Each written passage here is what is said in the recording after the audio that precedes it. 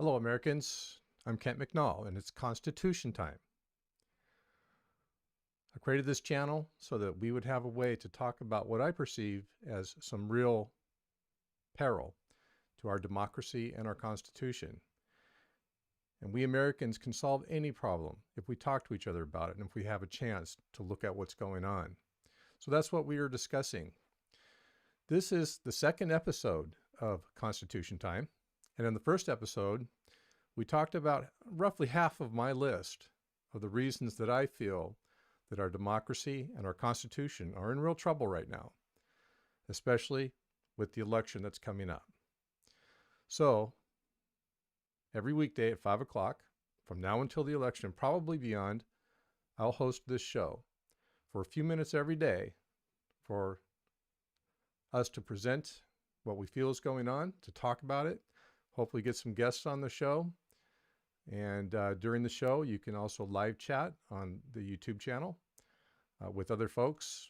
And I hope to do this in a very American way, a nonpartisan way, because if we think as Americans now, and I love my country far more than I care about my party, I think that we have meaningful things that we can do. And next week, we'll begin to talk about some of those things that we can do before and after the election. So, in this second episode, we're going to complete the list of the reasons that I feel that our democracy is in peril. As I explained on the first show, I am no particular expert at these things. I feel I know about as much about our government and our Constitution as most people do. And I strongly feel that that's the right level to talk about this. It doesn't make any sense for me to talk like a historian or have those kind of credentials. I think it's hard to have a meaningful conversation that way. That doesn't mean that we won't pull some folks in who do have that level of knowledge to help us out, help us understand what's going on and help us understand what we can do about it. But my real focus is regular Americans who love their country talking to each other about these things, hopefully in a very respectful and non-confrontational way, even though these are subjects that elicit a lot of passion and a lot of legitimate disagreement between people. We don't all see things the same way. But I think if we start from a position of understanding that our Constitution has been a blessing to this country since it's been formed, and it's worth preserving, as is our way of life and our way of government, then that's a good place to start, and we can go from there. Well, let's dive right in. We left off on our first list, and by the way, the list will be posted on the Constitution Time channel. I'm going to make a separate video that just quickly goes through the list without a lot of commentary, and so you'll find that there very soon. We left off with number 10, which was, I believe, the creation of state media, which is an unfortunate thing, but that was number 10. So let's go ahead and pick right up with number 11.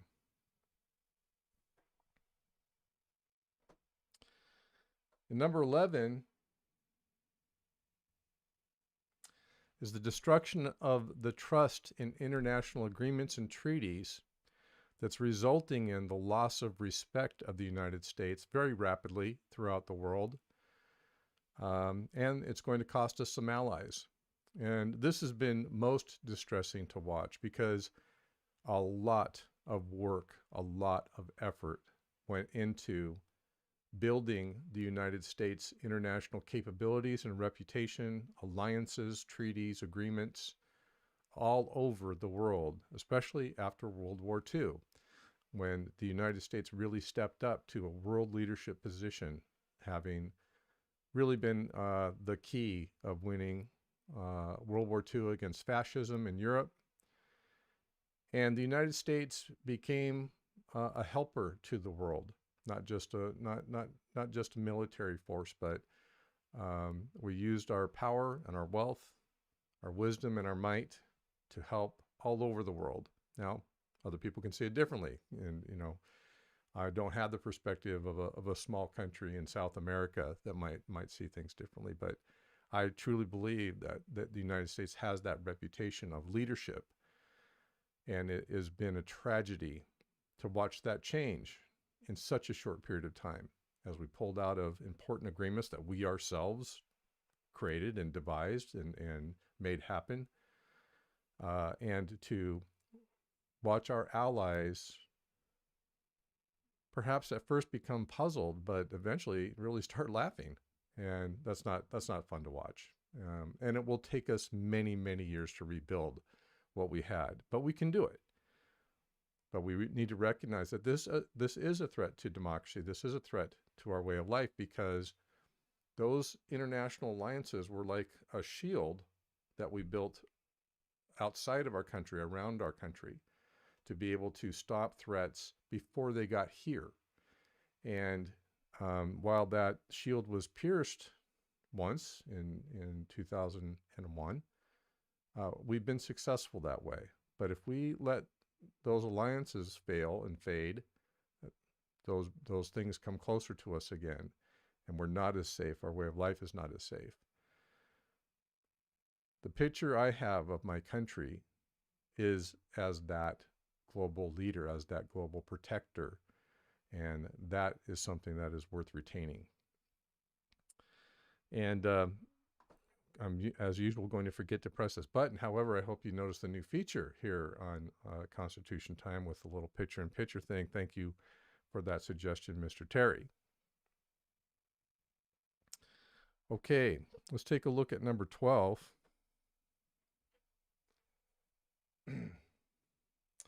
This is a term that I did use yesterday, but the proliferation of what I call weapons of mass personal persuasion are a threat to our democracy. And these weapons were used in 2016 by foreign powers to influence our election. And, so what are weapons of mass personal persuasion? Well, we've all been persuaded for a very long time by the media. Television has been the king of that for many, many, many years, but with the advent of social media, it's the game's at a different level. What do I mean by personal persuasion? Well, social media still simply does advertising, just like TV does. But TV, at least I don't think yet, they're probably not far from it, especially with cable television. They don't send an ad to you personally. Even if they send one to your home, they have no way to know it's you sitting there. But your iPad does, and your computer does, and social media does know that. So if you're on your Facebook and you start seeing certain types of advertising, that is advertising that's directed at you based on what you like and what you look at and what you click on. And it is more powerful than we can imagine right now. We all know, we've all heard anecdotes, and most of us have probably experienced ourselves, that one day we're talking about copper fit gloves, and the next day we start seeing ads for copper fit gloves, because our devices are listening. And what our devices hear is being sold to advertisers. So that's one thing as a consumer, but it's quite another thing when social media is allowing advertising to be directed at you by God knows who, powers foreign and domestic, to persuade you, to scare you, to get you to vote one way or the other. And this is a very, very big influence. And it's exactly the kind of influence that our founding fathers foresaw and wanted to avoid and wanted to keep away from us, away from our government. They didn't want foreign powers interfering in our elections. And that is exactly what's happening. Just being aware of this, being really aware of it, is one of the things that we can do about that, but solutions we'll talk about later.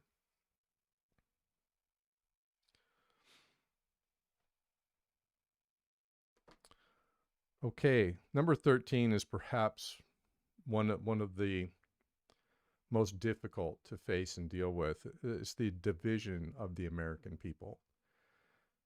we are becoming, perhaps have become, a divided people. And these divisions are deep, and they're becoming wider, and they're becoming closer and closer to home. Um, Even dear friends just see things differently. It can be very difficult to have a conversation about this, and we so badly need to talk about it. We really do. We need to find the common ground. We need to get past um, the desire that we might have to see our political agendas move forward, but we can't have that at all costs. We've got to think as Americans and realize that if we allow what makes America strong to get eroded, that none of us are going to get what we want. Now, I think that these divisions have been deliberately widened, and in the last 15, 20 years, as social media especially has come to the fore, that is accelerating, um, and purposefully so. A wedge is being driven in between us. But this is something that we can do something about. We can counter by thinking as Americans first, and remembering that we are one people, even if we disagree on certain things. It seems to be the same.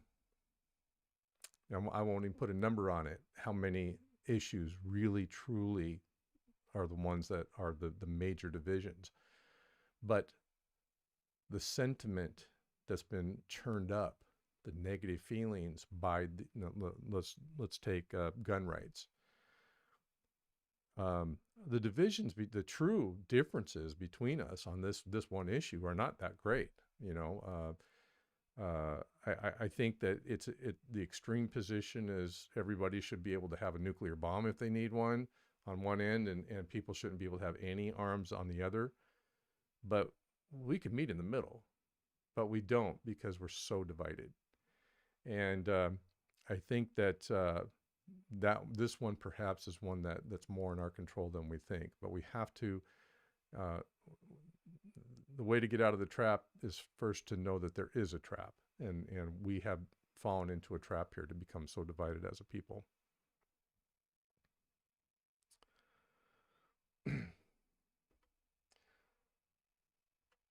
Okay, number 14 on my list.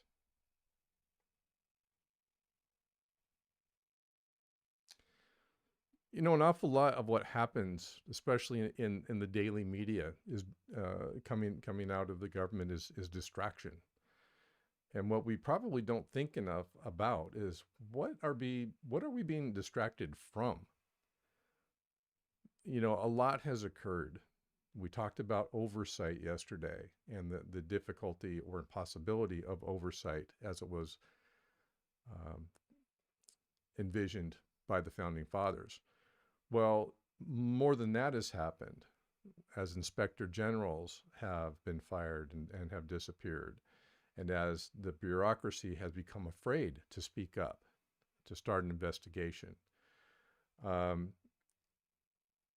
Things are happening that shouldn't be happening, or that are extremely questionable and perhaps would not happen were that oversight properly in place, and were those inspector generals properly in place, and were our norms and protocols and conventions in place as they should be. If we didn't have ultimate partisanship, keeping people of both parties from,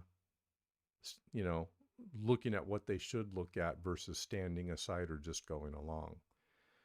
And this is something that we'll explore further. What are some of these things? But, there are a couple that are very, very troubling to me. And they're things like, you might recall that Scott Pruitt was an early actor in the current administration and tried to get a deal put through for a Canadian company to be able to create a strip mine the size of Manhattan Island right next to Bristol Bay in Alaska, the last pristine hatchery of salmon, practically one of the last in the world, but certainly one of the last that the United States controls. And some attention was brought to it at that time, and it was it went away, and then quietly was put through this last July. So things like that are going on, things that will take us years to recover from, and things that we don't even know about, because the effort to undermine the checks and balances, undermine the oversight capability that Congress has, and the willingness to go along have been so prevalent. This may be some of the biggest damage that's been done, and we just won't know about it for a while yet.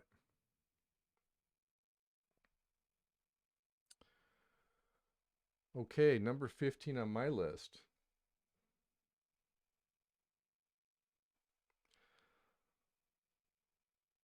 Is the driven, deliberate effort of those in power to keep themselves in power at any cost. And this is the hard thing that happens when, we have a two-party system in our government, and if anyone gets too much control, and a lot of the other things get into effect, like the breaking of the normal protocols and unwritten rules, that's when some really bad things start to happen and are openly being discussed. It's openly being discussed that whatever the election results are, that they may not be honored with a peaceful transition of power. It's openly being discussed that state legislatures might take over the representatives to the electoral college that are supposed to be driven by the electorate. The people that are electing them might be taken over because of suspicions of fraud. It's openly being discussed that 4 more years might not be enough and 12 more years might be more like it. These things cannot be abided. And they are a very, very deliberate effort by the people in power to retain their power at any cost. And unfortunately, I think that they will do it if they can. And it's one of the things that we'll soon be finding out. And certainly this is one of the things that has pushed me over the edge. Everything I've talked about is something to worry about. Many of these things have been going on for years, as I've said, before this administration, before this Congress. But it's accelerated, it's amplified, and now it's tipped people over the edge, and certainly is something we all might be laying awake at night thinking about.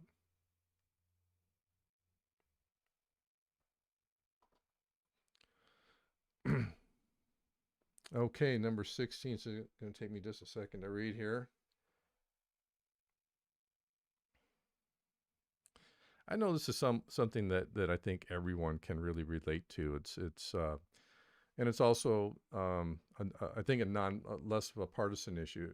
It's a nonpartisan issue. Everybody's worried about this, but the degree to which our elected officials are representing special interests and themselves before they represent the American people. And I think the longer someone is in office, the more true this is. It's extremely frustrating to watch these people operate in their committee meetings and that type of thing. When paired with ultimate partisanship, you'd think there'd be a conflict of interest between some of the special interests that are paying the bills for our representatives versus what the party's asking them to do. They seem to have their priorities straight. But a lot's happened to put a lot more money into political elections. And I'm sure that many of you have noticed, as I've noticed, how many of our elected officials are really, really rich people, even if they didn't start out that way. And of course, anyone who has a successful career in leadership, I think, probably should do well financially. But how exactly do they become multi millionaires on fairly low government salaries compared to, the top jobs in the private sector? How does that happen? Well, it happens because they're getting $5 million for speaking engagements to talk for an hour. And I think a lot of that was probably arranged a long time ago when they voted a certain way on a certain bill. And of course, I can't paint everyone with the same paintbrush that ever goes to Congress. Congress and the Senate are lucrative jobs. They provide uh, complete full retirement. I believe even a congressman who's only in for 2 years gets a full retirement and full medical benefits, from way over the top medical benefits. Our government is supposed to be representation of the people by people, regular people.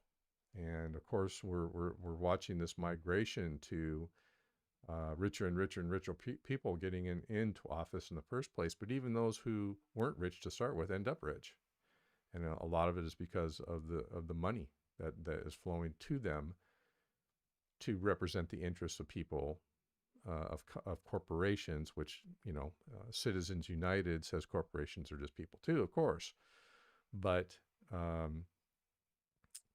I think it's gone over the edge, and it's hard to say, who is really representing, who are our representatives really representing.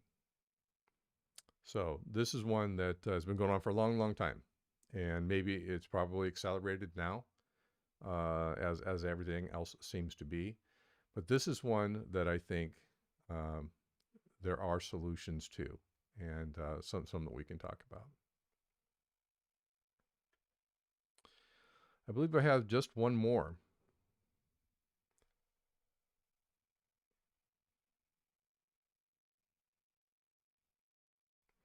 And this is one I've noticed a lot recently, but something that has been troubling, uh, very much so, because of again of the division factor that it creates, is that groups of people and people are being given a voice that should not be given a voice. Uh, Basically, conspiracy theorists and crackpots and just crazy things you wouldn't expect to see anywhere but on the front page, maybe the National Enquirer, are all of a sudden in our national media on a daily basis, and being talked about by the executive and others, and given credibility and credence. And there just doesn't seem to be a bar that someone can be below before they're going to get that kind of national attention and even become a viable political force in this election and beyond. And the motivations for allowing these people to have a voice are just not the right motivations. And just because, yeah, I think this one speaks for itself. But these types of things can be a real threat to our democracy. All right, so that completes the list of the 17. And I could easily have kept going, but I tried to keep this list at a high level, not to get too in the weeds of any one thing, to abstract the concerns that I see away from the details that are reported every day on the news, to the high level things that perhaps we can find solutions to, and that are the real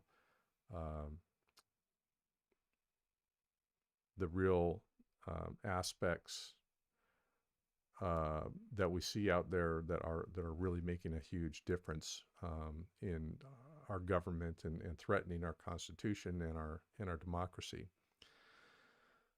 So I hope this has been informative for you. I hope that you find this to be of interest and something that you want to stay with, because I'm going to stay with it through the election. And what we'll be talking about from this point forward, first of all, to perhaps talk a little bit about my list. And I'm sure some folks will say, well, these things make sense and these things don't, and you forgot about these things. And perhaps work on that and come up with a really good list. But I also want to quickly start talking about what can we do about these things now. Which of these things can we do about something about before the election? And it's easy to say that the number one thing we can do, I don't mind talking about right now, is vote. Get out there and vote. And the audience for this show may never be wide enough for me to say that with any real impact, but I'll keep saying it. If we vote, I believe that the American people know the right thing to do and know the right changes to make. And I see every sign that that's happening.